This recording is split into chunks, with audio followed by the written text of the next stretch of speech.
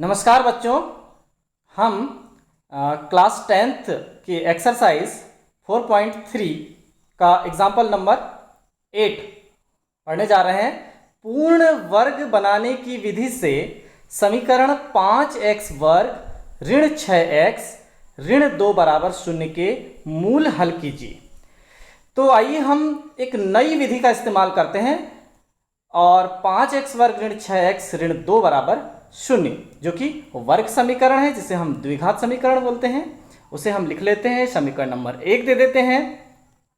इस वर्ग समीकरण की तुलना व्यापक वर्ग समीकरण से करेंगे।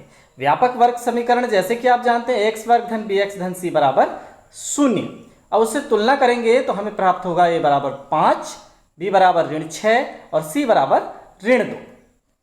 उपरोक्त समीकरण 2 में अब हमने ये जो नई विधि है इसमें हमें क्या करना है कि इस समीकरण 2 में ये जो बनकर तैयार हुआ है, हमने क्या किया है, केवल c का पक्षांतर किया है दाहिनी तरफ। तो 5x वर्ग ऋण 6x बराबर 2 जो है समीकरण नंबर 2 है। उपरोक्त समीकरण 2 में 4a का गुणा करके b वर्ग जोड़ने पर, ये हमें हर प्रकार में जब भी हम पूर्ण वर्ग बनाने की विधि से सवाल हल करेंगे तो ये हमारे लिए एक ट्रिक है कि हम 4a का गुणा कर दें दोनों पक्षों में और b वर्ग को जोड़ दें। तो यही हम इस सवाल में भी कर रहे हैं कि उपरोक्त समीकरण 2 में 4a क्या होगा, a है हमारा 5 और 4 का उसमें जब गुणा करेंगे तो प्राप्त होगा 20 का गुणा करके b वर्ग जोड़ने पर b है हमारा ऋण 6 और जब हम उसका वर्ग करेंगे तो हो जाएगा 36। तो 4a का गुणा करके b वर्ग जोड़ने पर, तो आइए जोड़ते हैं। सबसे पहले तो हमने 5x वर्ग ऋण 6x में 4a का गुणा यानी 20 का गुणा कर दिया और धन 36 को अलग से जोड़ दिया। इसी प्रकार 2 में हमने 20 का गुणा किया और 36 को जोड़ दिया। दोनों पक्षों में चूंकि बराबर काम हुआ है इसलिए कोई बैलेंस में गड़बड़ी नहीं होगी। अब हम क्या करते हैं, देखिए अंदर गुणा करेंगे 20 का तो 100x वर्ग ऋण 120x धन 36 हमें बाईं तरफ प्राप्त होगा और इस तरह 20 दूनी 40 और धन 36 हमें दाहिनी तरफ प्राप्त होगा। अब आगे देखते हैं। आगे हमें प्राप्त हुआ है 100x वर्ग ऋण 120x धन 36 बराबर 40 धन 30। तो हम इसे लिख सकते हैं 100 को 10x पूरे का वर्ग। हाँ, 100 को हम लिख सकते हैं 10 गुणा 10 और हमने जब उसे वर्ग के रूप में लिखा तो 10x पूरे का वर्ग ऋण 2 गुणा 10x गुणा 6।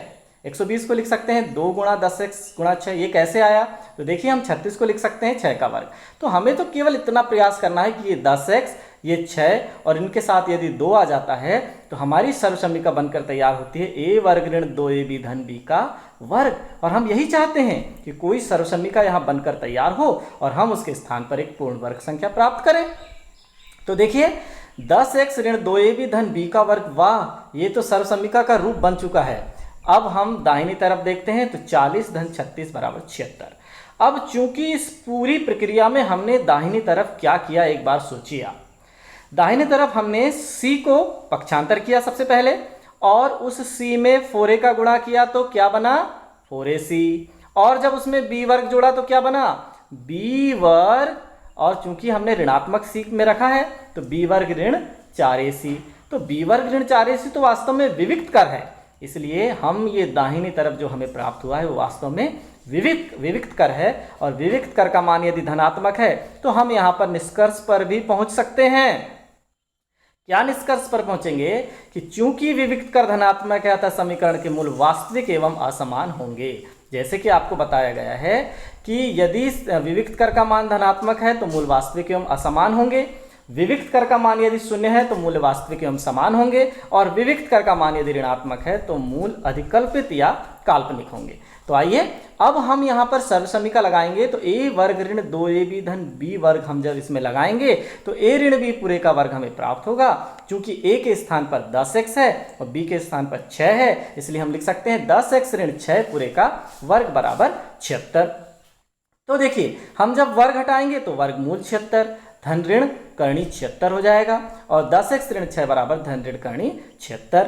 अब चूंकि हम यहाँ से 2 कॉमन ले लेंगे तो 76 के भी जब हम गुणनखंड करेंगे तो दाहिनी तरफ भी क्या हो जाएगा, 2 गुणा 2 गुणा 19। तो इस तरफ से जब हमने 2 कॉमन लिया तो यहाँ से भी 2 कॉमन निकल रहा है और 2 से 2 कट गया। अब हमारे पास क्या बचा, 5x ऋण 3 बराबर धन ऋण करणी 19। अब 5x बराबर हो जाएगा धन ऋण करणी 19 धन 3। तो x बराबर क्या होगा, धन ऋण करणी 19 धन 3 के बटे 5। अब हमने चूंकि धन और ऋण दोनों चिन्ह हमारे पास हैं, इसलिए हमें एक बार धन चिन्ह लेना है। तो धन चिन्ह लेने पर क्या होगा, x बराबर धन करणी 19 धन 3 बटे 5। और एक बार हम ऋण चिन्ह लेंगे तो ऋण चिन्ह लेने पर क्या होगा, x बराबर ऋण करणी 19 धन 3 बटे 5। इस प्रकार वर्ग समीकरण के 2 मूल x बराबर करणी 19 धन 3 बटे 5 एवं ऋण करणी 19 धन 3 बटे 5 प्राप्त हुआ। धन्यवाद।